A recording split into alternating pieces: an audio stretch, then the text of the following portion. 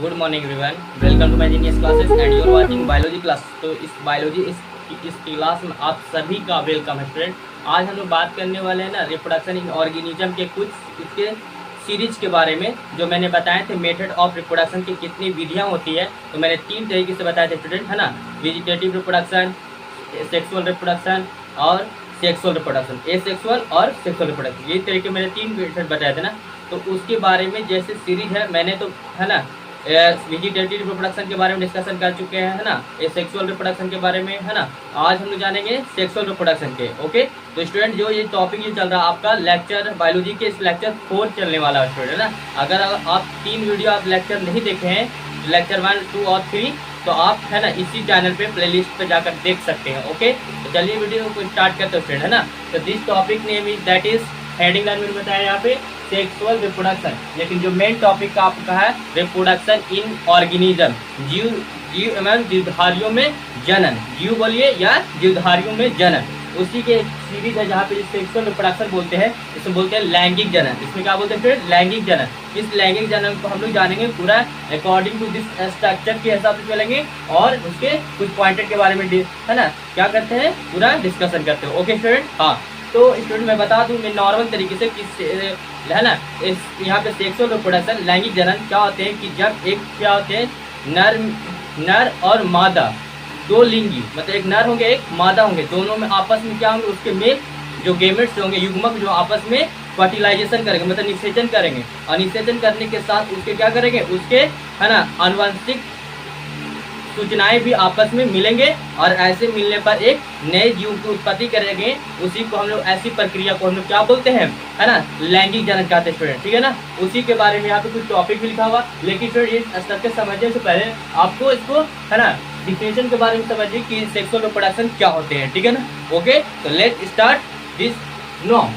तो student sexual reproduction is the process, लैंगिक जनन एक, है ना, एक ऐसी प्रक्रिया है, यह प्रक्रिया है इन विच, जिसमें न्यू ऑर्गेनिज्म आर क्रिएटेड, मतलब नए जीव की उत्पत्ति करता है, मतलब जनन होने के बाद मेल और फीमेल गेमेट्स आपस में मिलेंगे तो नए जीव को उत्पन्न करेंगे, ठीक है ना, जन्म देती है। बाय मतलब द्वारा, है ना, कंबाइनिंग, मतलब जो कंबाइनिंग द जेनेटिक्स, है ना, इंफॉर्मेशन, और इसके आनुवंशिक सूचनाएं भी आपस में मिलेंगे, है ना। मिलने पर फ्रॉम टू, देखिए ये है ना, इंडिविजुअल ऑफ डिफरेंट सेक्स, दोनों अलग अलग लिंग के होंगे, एक मेल होंगे तो एक फीमेल होंगे। ओके स्टूडेंट, मेल और फीमेल के पास रहते हैं, ये मेल के पास क्या होते हैं, स्पर्म होते हैं, और फीमेल के पास क्या होते हैं, ओवम या एग बोल सकते हैं। ओके स्टूडेंट, इतना बात समझ में हो गया, आ गया हो गया ना। चलिए, तो स्टूडेंट मैं इसके बारे में फिर से थोड़ा सा, है ना, कवर कर दूँ। तो देखिए फ्रेंड, जब किसी भी ऑर्गेनिज्म में, मतलब जीव में दो लिंगी, मतलब एक स्त्रीलिंग और एक पुल्लिंग आपस में क्या करेंगे, है ना, फ्यूल करेंगे, मतलब मिलेंगे, उसके गेमेट्स जो मिलेंगे मेल और फीमेल के स्पर्म और ओवम मिलने के बाद, और उसकी जो, है ना, क्या जेनेटिक्स इंफॉर्मेशन भी आपस में मिलेंगे, और मिलने के बाद क्या करेंगे, एक, है ना, नए एम्ब्रॉय, मतलब शिशु या बच्चों का निर्माण करेंगे। तो ऐसी प्रक्रिया को हम लोग लैंगिक जनन कहेंगे स्टूडेंट, ठीक है ना। इतना बात समझ में आ गए होंगे। अब चलिए स्टूडेंट, अब यहाँ पे कुछ मैंने डायग्राम बनाए हैं और इसको भी समझने की कोशिश करते हैं। ओके, तो देखिए स्टूडेंट, यहाँ पे मैंने इस तरीके से मेल लिखे और ये आपको क्या लिखे, फीमेल। ओके, हम लोग सभी जानते हैं कि मेल के पास ऑलरेडी क्या होते हैं, मेल गेमेट्स ही बनते हैं, है ना, नर युग्मक बनेंगे, है ना, और फीमेल के अंदर क्या बनेंगे, मादा युग्मक बनेंगे, है ना। गेमेट का मतलब युग्मक होता है स्टूडेंट, और ये दोनों, इसके पास भी क्या होते हैं, देखिए ये स्पर्म, ये इसके अंदर मेल गेमेट के अंदर क्या बनेंगे, स्पर्म बनेंगे, है ना, स्पर्म ही गेमेट बनते हैं, और इसके ओवम, स्पर्म मतलब शुक्राणु, ओवम मतलब अंडाणु। ओके स्टूडेंट, जैसे यहाँ पे स्ट्रक्चर भी आप देख सकते हैं, और ये दोनों के पास जो एन होते हैं, मतलब क्रोमोसोम की संख्या होती है ना, दोनों आपको, मतलब कैसे टोटल से आप, है ना, 46 होते हैं।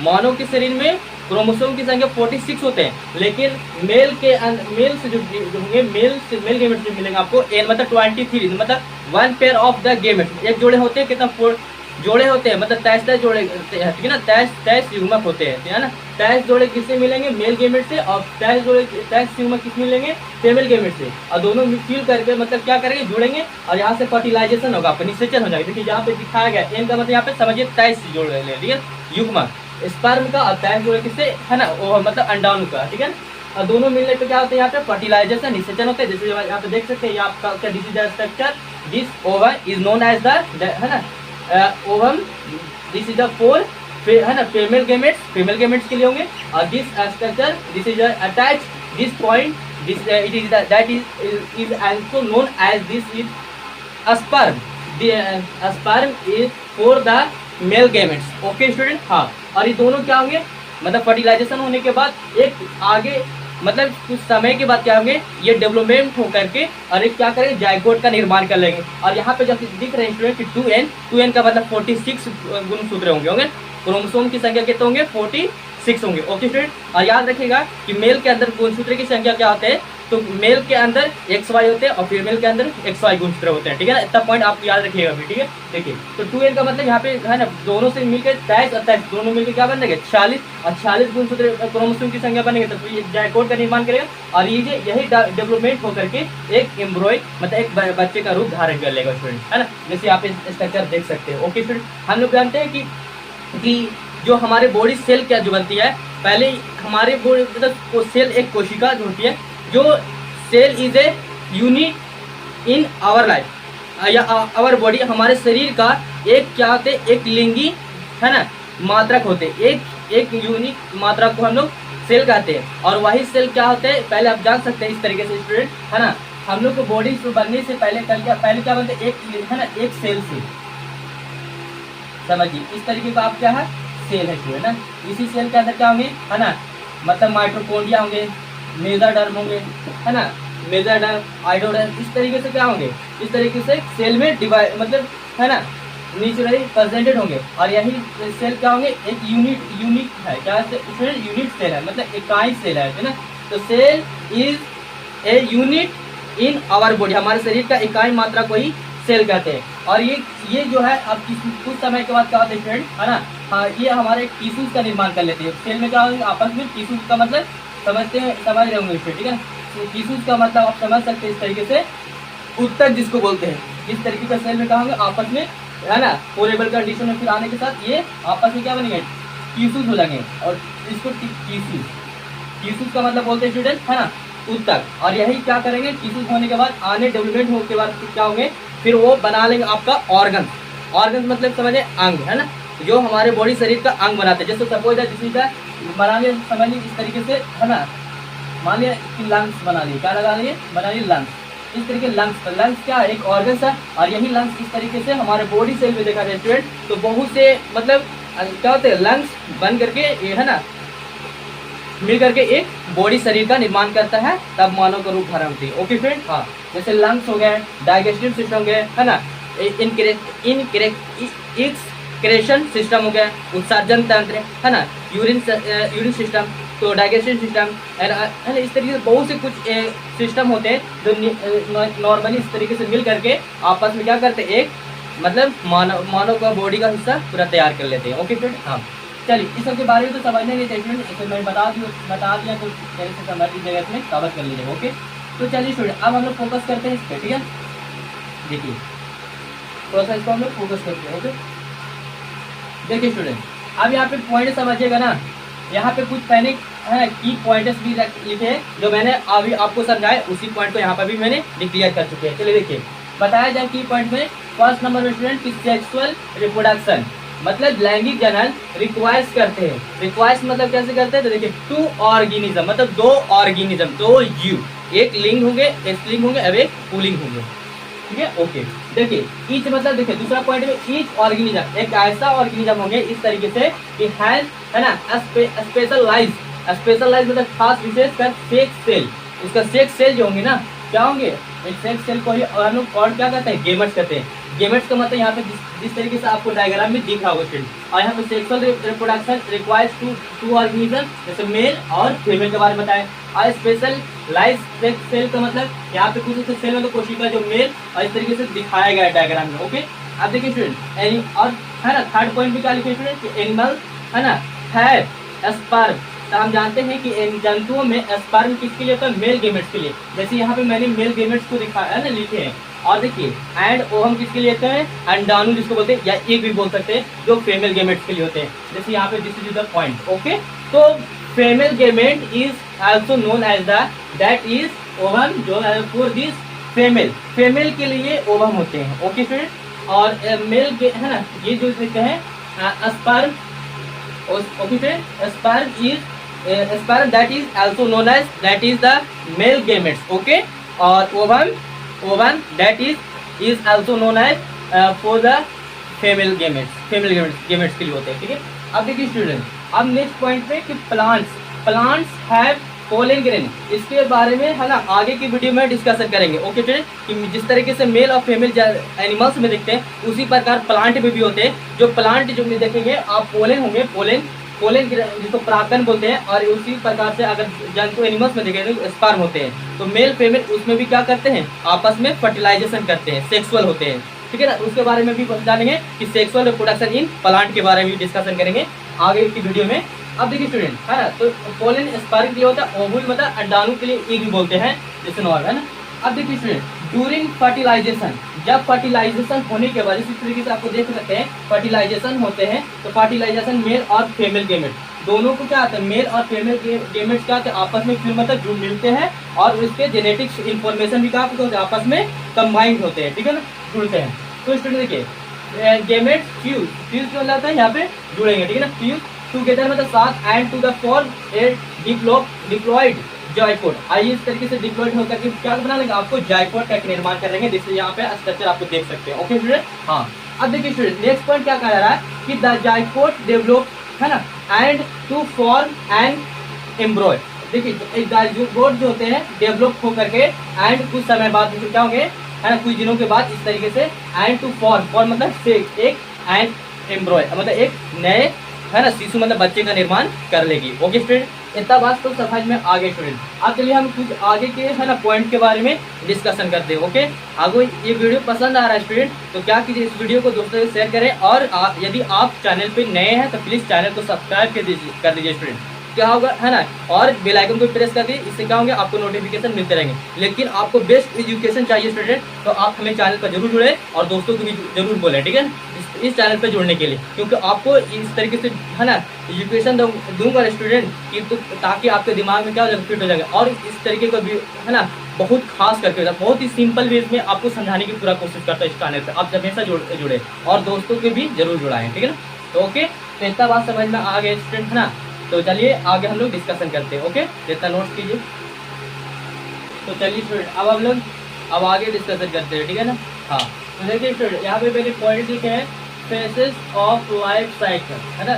तो यहाँ पे जो जब कोई भी ऑर्गेनिज्म होते हैं, यहाँ पे बोल सकते हैं जीवन की अवस्थाएं, मतलब ऑर्गेनिज्म में जनन की चक्र कितनी, है ना, कितने अवस्था में पाए जाते हैं, है ना, है ना, कब से कब तक चलता है ना, कब आना उसका मतलब ऑर्गेनिज्म में जनन की कैपेसिटी क्षमता आती है, कहाँ से कहाँ तक चलती है, और फिर कहाँ से फिर वो समाप्त हो जाती है, उसके बारे में डिस्कशन कर देंगे। ओके, तो जीवन की चक्र अवस्थाएं कहाँ तक चलती है। ठीक है, तो देखिए स्टूडेंट, है ना, देखिए फेसेस ऑफ लाइफ साइकिल। ठीक है, अब देखिए पहला पॉइंट में यहाँ पे लिखे आपको जुवेनाइल फेसेस, मतलब किशोर अवस्था। किशोर अवस्था उसमें बोलते हैं स्टूडेंट जिसमें जब कोई भी ऑर्गेनिज्म में जिसमें रिप्रोडक्शन की मतलब जनन की क्षमता नहीं आती है ना, जन्म से लेकर के उसके जहाँ पे उससे ठीक मतलब जहाँ पे स्टार्ट होने वाला रहता उससे पहले कि जो रिप्रोडक्टिव जनन जो है उसके अंदर बॉडी शरीर में जनन की कैपेसिटी जो है ना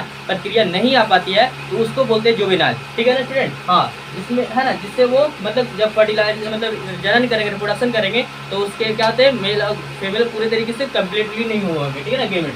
देखिए juvenile phases, it is the period of the growth, जब वृद्धियों के समय में क्या होते हैं, आफ्टर क्या हो गए बर्थ मतलब जन्म से, है ना, जन्म आफ्टर जन्म के बाद से जो होते हैं, है ना, इन एन इंडिविजुअल ऑर्गेनिज्म, जो ऑर्गेनिज्म में क्या इंडिविजुअल बढ़ते हैं, जैसे है ना बर्थ मतलब जन्म हुआ उससे बढ़ते हुए बाद में भी उनके अंदर क्या होता है बॉडी शरीर में ऑर्गेनिज्म के मतलब रिप्रोडक्शन की कैपेसिटी नहीं आई हो, है ना।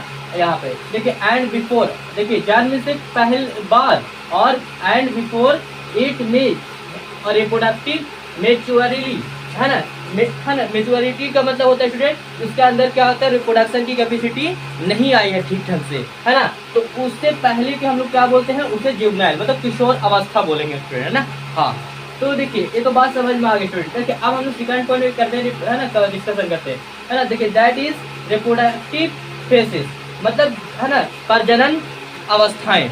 कहाँ देखिए जब जब क्या होते हैं जुवेनाइल फेस में, क्या समझे कि जब कोई बर्थ मतलब आफ्टर मतलब जन्म से के बाद और बिफोर मतलब रिप्रोडक्टिव मेच्योरिटी का मतलब होता है उसके अंदर बॉडी शरीर के अंदर क्या होगी, जब रिप्रोडक्टिव कैपेसिटी नहीं आई हो उस समय के पहले से उसको हम लोग जुवेनाइल मतलब किशोर अवस्था के नाम से जानेंगे। और जहाँ से स्टार्टिंग रिप्रोडक्शन उसके बॉडी शरीर में आ जाती है, कैपेसिटी क्षमता आ जाती है, तो उसको हम लोग बोलते हैं रिप्रोडक्टिव फेसेस बोलते हैं, प्रजनन क्षमताएं अवस्थाएं, उससे जहाँ पे स्टार्टिंग होता है ना। देखिए तो उसको देखिए यहाँ पे 3 फेसेस में बता है ना। देखिए तो यहाँ पे रिप्रोडक्टिव फेसेस, तो इट इज द टाइम, वैसे टाइम जो वेन एंड ऑर्गेनिज्म, जो एक ऑर्गेनिज्म क्या करते हैं है ना रिप्रोड्यूस सेक्सुअली, जो पूर्ण तरीके से वो जनन की क्षमता उसके अंदर आ गई है ना। तो वैसे ऑर्गेनिज्म को हम लोग है ना उसके ऑर्गेनिज्म में जो प्रक्रिया हो रही है वो कौन सी अवस्थाएं में हो रही है, तो नॉर्मली हम लोग बोल सकते हैं कि रिप्रोडक्टिव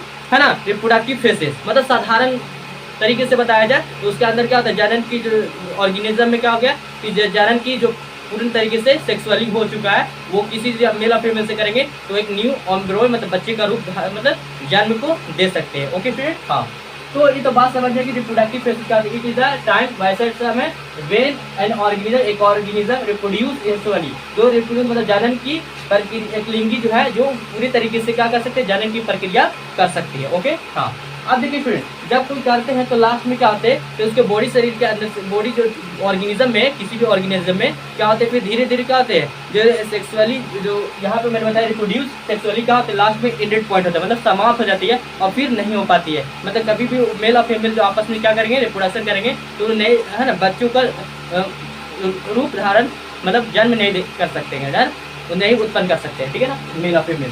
देखिए स्टूडेंट यहाँ पे मैंने बताया यहाँ पे देखिए आप देखिए तीसरा थर्ड पॉइंट क्या है यहाँ पे तो सेमेन सेंटन फेसेस, मतलब यहाँ पे है ना जीवाणु बोल सकते हैं इसको, ठीक है ना। जीवाणु का मतलब यहाँ पे समझिए कि है ना कि जब ये लास्ट पर मतलब अंतिम में चला गया है ना। देखिए यहाँ पे कि इट इज द टाइम वैसे टाइम है ना वेन ऑर्गेनिज्म, जब कोई ऐसे ऑर्गेनिज्म में वैसे समय में है ना क्या होते हैं कि समय बीतने के साथ क्या होता है कि ऑर्गेनिज्म में ग्रो ऑल्डर, जब बूढ़े हो जाते हैं या फिर वृद्ध उसकी स्पर्म का वृद्ध हो जाती है, नष्ट हो जाती है, खत्म हो जाती है, लॉसेस द रिप्रोडक्टिव कैपेसिटी, अब उसके अंदर क्या होता है रिप्रोडक्टिव कैपेसिटी की क्षमता हो गई है ना, जनन की क्षमताएं क्या हो गई खत्म हो गई है। तो वैसे ऑर्गेनिज्म को हम लोग कैसे फेसेस बोलेंगे आपको है ना, तो सेमेन है ना सेमेंट फेसेस बोलेंगे। ओके स्टूडेंट या जिनान अवस्थाएं बोलेंगे। तो बात समझ में आ गई स्टूडेंट। यहाँ पे 3 फेसेस में आपको बताएं कि पहला जो